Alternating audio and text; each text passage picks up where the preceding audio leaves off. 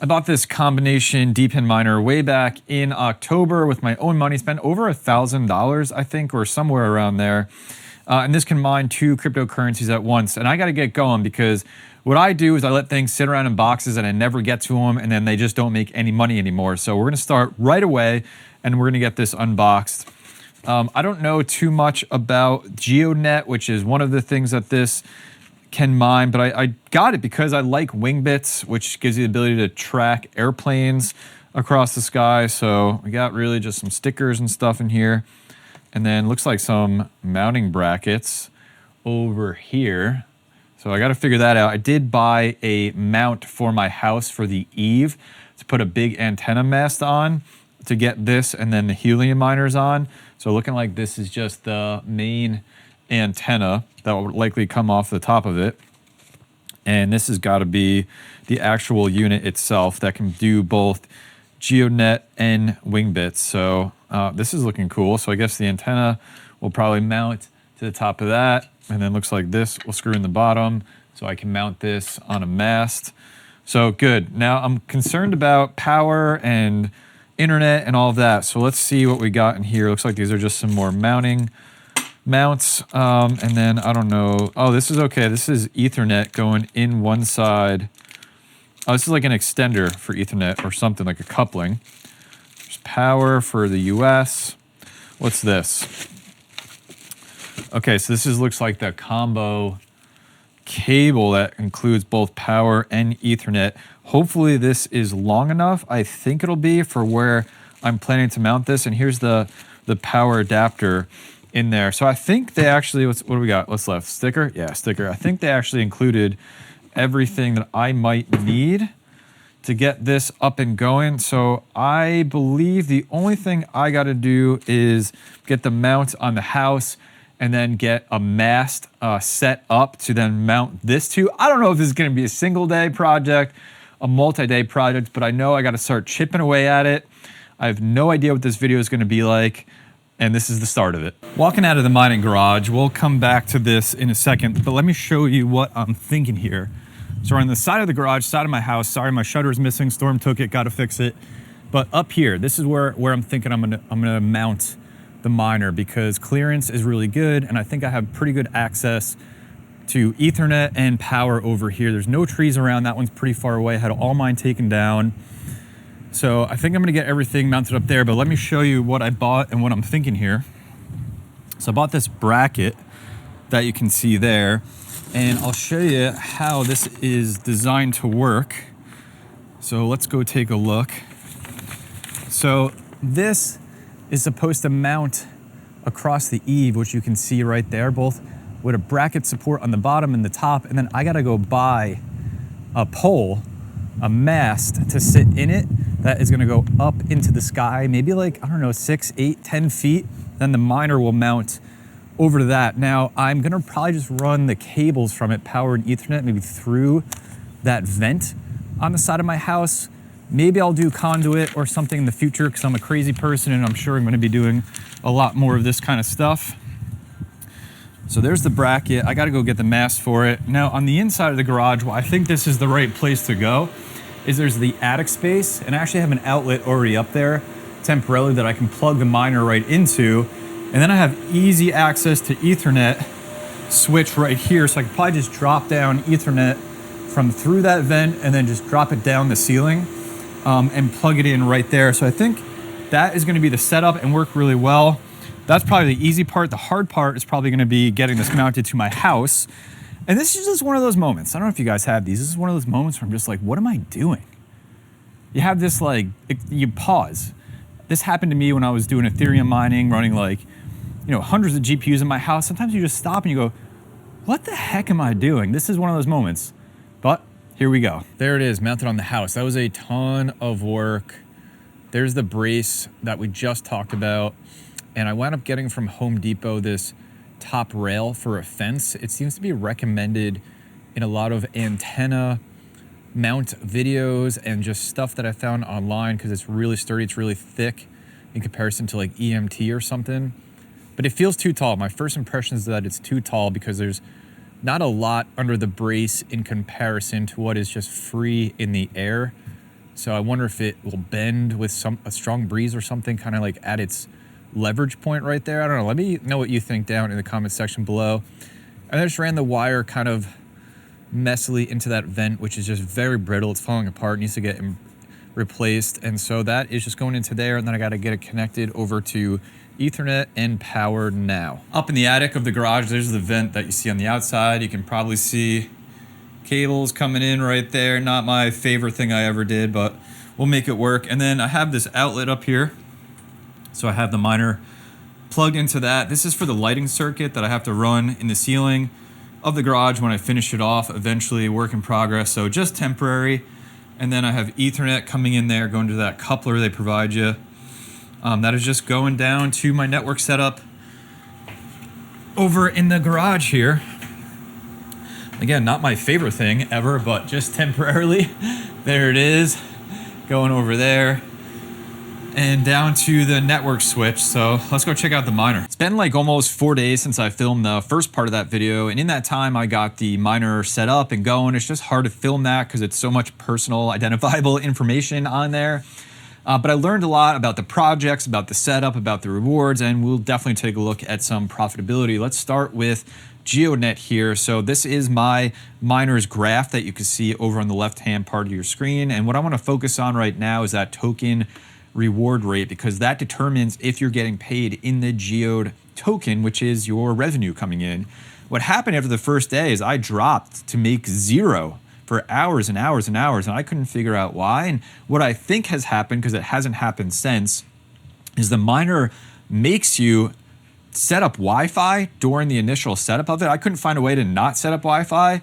And so I did that and just figured it would prioritize Ethernet. And I think it didn't. I think it started to prioritize the wireless connection, which is weak because this thing's 11 foot up on my roof and far away from my wireless access point. So once I went into the miner's dashboard and turned off Wi-Fi, it immediately got this huge spike up. And then my token reward weight has been somewhat normal since then. What I've learned is that these dips in it is just there's no satellites over my location at that time. So there's nothing for the Geodnet miner to communicate with. And so those cause some drops in the reward rates. But let's take a look at how much I have brought in Geodnet in these almost 4 days. Again, looking at like that 1 day was really weak, only 10. But I should be expecting, I think, about 24 or close to 24 a day. And so right now I've got 72.33. So let's take that in and go check out the price, because Geodnet is tradable. It is on mainnet. It is live. It's a functional cryptocurrency project, which is more than can be said for a lot of other projects out there. So let's paste that in. That's $16.51 right now in USD that miner has made in pretty much all profit in terms of electricity, but not in terms of like what I had to pay for this. Spent probably about $1,000 out of my own pocket for the miner and then the materials. So quite a bit of a ways to go to break even on all of that, but still you're not taking power into account here because there's deep in stuff that's just so low power. It's not even worth doing the math for it. So a little bit about Geodnet, because I learned quite a bit about it in the time that I set up the miner. I didn't know too much about it. So I'm glad to do that now. So Geodnet is solving for precision GPS in a world where the future is robotics, where you're talking drones, you're talking self-driving cars, and just even lawnmowers that are taking care of your front lawn, or just all those robotics things are the future. And while they can use cameras and LiDAR to map their surroundings might change, whereas GPS is a position in Z space. But the problem with GPS up until this point is it's not precise. When you pull out your smartphone, you open your mapping software on there, you see your little location dot, it like moves around, right? And if you track that over a timeline, you would see it kind of just draw in the kind of general vicinity of your space, but it's not precise. Why that's totally fine for turn-by-turn directions. That is not fine when you're talking about the precision needed for self-driving cars or drones to take off and land in the same location. And so Geodnet steps in to solve for precision GPS. And the reason that your GPS just isn't accurate right now is because of space weather and all the things that get in the way in communicating from your location to the satellites that are over the Earth. And so in an advanced way, Geodnet is solving that through creating a network of these miners across the globe that can essentially reverse out all of that stuff that is getting in the way to give a 1 centimeter precision GPS, which is just wild to think about, but completely needed when you consider the future of robotics and just the precision that is going to be needed there. So really cool concept, really cool projects. Also a project that found crypto and blockchain as its vehicle to do this, but not necessarily wanted crypto and then created a problem to solve. They had a problem to solve, and just cryptocurrency and blockchain were the best avenue for them to do that. Curious to know your thoughts on Geodnet down in the comment section below. But the other miner inside this dual miner is Wingbits. So let's take a look at that. So here is the wings that I've generated per day. So a little over 100, maybe 110 on average per day after that first day of setup, and give me a total of 413 wings that I have right now. The Wingbits is a little bit different because they are not on mainnet.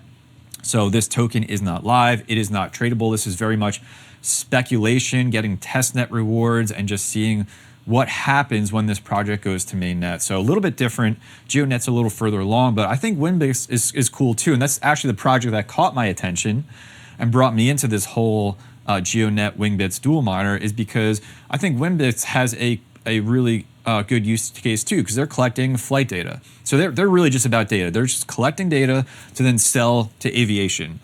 And right now what I learned is that aviation relies on enthusiasts and volunteers to collect all of that data, but there's no incentivized model, which is what Wingbits brings in. And because there's no incentivized model, is it super reliable? Is it the best data that you could possibly collect?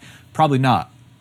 But if you use blockchain to create a decentralized model that is incentivized, then, well, man, I want to put this thing in my house because I'll collect this data and I'll get paid to do it, which then gives them a ton of data, maybe more reliable data, to then sell to aviation, who can use that data to be more efficient and save maybe perhaps millions and millions of dollars when you're talking about all the planes and flights flying around the world. So I really like that. It's, I think, actually solving a problem that exists in a natural way and using cryptocurrency and blockchain to do it. And we should take a look here because it's actually pretty cool.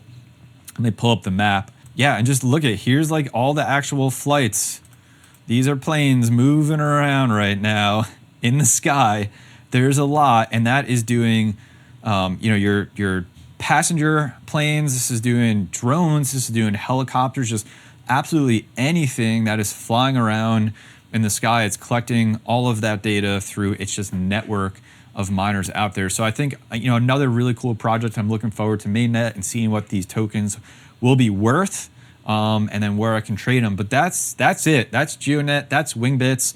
I paid for this miner myself because I was super interested. I waited a lot of months to get it, and I'm really happy to have it right now. But I do have an affiliate referral code. If you want to pick one of these up, I'll leave it down in the video description and the pinned comment as well. And I'd love to know your thoughts on these two projects, what you think about them. I think DePIN is an interesting space. There's a lot of projects out there that are trying to solve problems that don't exist.